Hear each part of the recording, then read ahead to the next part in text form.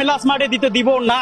পৃথিবীতে এর চেয়ে নিষ্ঠুর দৃশ্য আর কি হতে পারে, যে বাবা নিজের রক্ত জল করে সন্তানদের বড় করলেন, মাথা গোঁজার ঠাঁই করে দিলেন। মৃত্যুর পর সেই বাবার নিথর দেহটাই পড়ে রইল। সম্পত্তির লোভে আটকে গেল শেষ বিদায়ের শেষ দাফনটুকু। ভোলার চর ফ্যাশনে রসুলপুর আজ স্তব্ধ, এক চরম মানবিক অবক্ষয়ের সাক্ষী হয়ে। মারা গেছেন বৃদ্ধ জলিল পণ্ডিত। নিয়ম অনুযায়ী স্বজনরা প্রস্তুতি নিয়েছিলেন পারিবারিক কবরস্থানে তাকে চিরনির্দায় শায়িত করার। খোঁড়া হয়েছিল প্রথম কবর, কিন্তু পরম মমতা বাবাকে বিদায় দেওয়ার বদলে, বুক ফেটে কাদার বদলে গর্জে উঠল নিজেরই কিছু সন্তান। তাদের দাবি, মৃত্যুর আগে জলিল পণ্ডিত তার সম্পত্তির একটি বড় অংশ ছোট স্ত্রীর মেয়ে খাদিজার নামে লিখে দিয়েছেন। আর এই ক্ষোভেই আটকে গেল বাবার দাফন।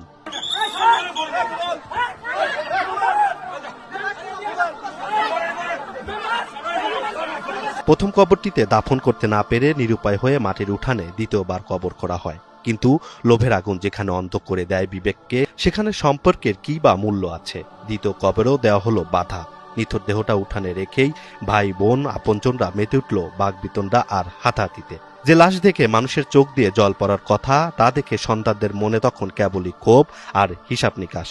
পুলিশ এসেও হিমশিম খেলো এই উন্মাদনা থামাতে। উনি হলো আমার শ্বশুর জলিল পণ্ডিত। আমি শর্টকাটে একটু কথা বলি। ছোটবেলায় আমার মা মারা গেছে। মা মারা যাওয়ার পরে ওর সাথে আমার মোটামুটি ফোনের রিলেশন হয়। ওর মা আমারে জোর করে ওরে বিয়ে দিয়ে আমার সন্তান বানাইছে। বলে যে তুমি আমার নিজের সন্তান, ফোলা হইলো তুমি, মায়া হইলো তুমি, এখানেই থাকবা, এখানেই সব করবা। এইটা বইলা আমার সব কিছু আত্মসাৎ করে, ওই ঘরে আমার টাকা, এই ঘরে আমার টাকা। এবং আমি যদি মিথ্যা বলি, আপনারা এখানে যত মানুষ আছে মহিলা সহ প্রত্যেকটা মহিলাদেরকে আপনারা জিজ্ঞাসা করেন, যদি ওরা না বলে তাহলে আমার কোনো দাবি নাই।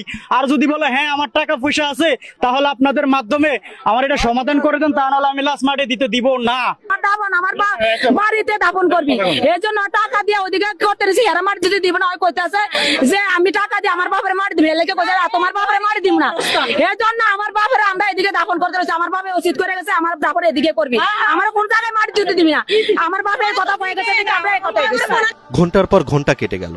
অবশেষে স্থানীয় জনপ্রতিনিধি এবং এলাকাবাসীর হস্তক্ষেপে দীর্ঘ আলোচনার পর পরিস্থিতি কিছুটা শান্ত হয়। এরপর তড়িঘড়ি করে নামমাত্র জানাজা শেষে কোনো মতে দাফন করা হয় জলিল পণ্ডিতকে। কিন্তু রসুলপুরবাসীর মনে যে ক্ষত আর ক্ষোভ তৈরি হলো, তা সহজে মেটার নয়। এলাকাবাসী বলছেন, সম্পত্তির লোভে মানুষ কতটা নিচে নামতে পারে, এ ঘটনা তার এক জঘন্য উদাহরণ। ভাইকে বছর 3 আগে সে মারিয়া ওই যে নতুন একটা ঘর, এটা ফ্যানের সাথে ঝুলিয়ে তুইছে মারিয়া। দীর্ঘ আমি বিয়ে করছি 10 সালে, আর খোকনই বিয়ে করছে মনে হয় 14 সালে। এই 14 সাল হইতে এই খোকন আমার সাথে কিন্তু শালীর বিবাহর আগ থেকে কিন্তু আমার দলীয় ভাবে পরিচিত। যখন খোকন পাশাপাশি ছিল, উভয় দুজনের যোগাযোগ করতাম। আমাদের এলাকার গণ্যমান্য যত ব্যক্তি আছে সবাই বলছে বৈশা যে লাশ দাফন হোক, তোমার টাকা পয়সা পাওয়ার ব্যবস্থা করুন এবং তোমারে আমরা ওই ঘর থাকার মতো ব্যবস্থা করে দেবো। জীবনদশায় যে সম্পত্তি নিয়ে বিরোধের সূচনা হয়েছিল, মৃত্যুর পর তার অবসান হলো না। জলিল পণ্ডিত হয়তো মাটির নিচে শান্তি পেয়েছেন, কিন্তু রেখে গেছেন এক বিরাট প্রশ্নচিহ্ন। আজকের সমাজে সম্পত্তির মূল্য কি সত্যি রক্তের সম্পর্কের চেয়েও বড় হয়ে গেল?